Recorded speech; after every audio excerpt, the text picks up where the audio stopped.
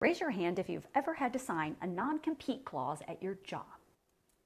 And I know it's not just me, 30 million of you probably had to sign one too. Well, now the federal government is looking at banning them across the country. Here's what it is. Basically, it's a legal document that lots of employees have to sign that prevents them from either taking a job with a rival company or starting a competing business. Sometimes non-competes have a time limitation on them, like you can't do either of those things for, say, 2 years after you leave a company. Things like that. A handful of states like California don't allow them, and most states limit them in some way. But now, the Federal Trade Commission issued a proposed new rule just last week that would require companies to not only stop making new employees sign non-compete clauses, but also revoke any non-competes in existence for current employees.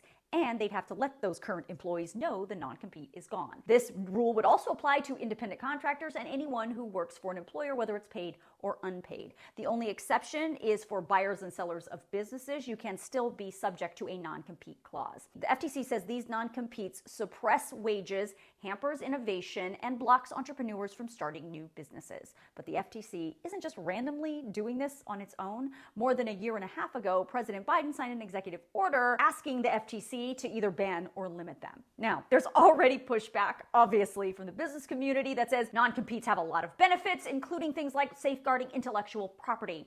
The U.S. Chamber of Commerce even is considering filing a lawsuit, claiming the FTC doesn't have the authority to do this. Obviously, the FTC disagrees with that.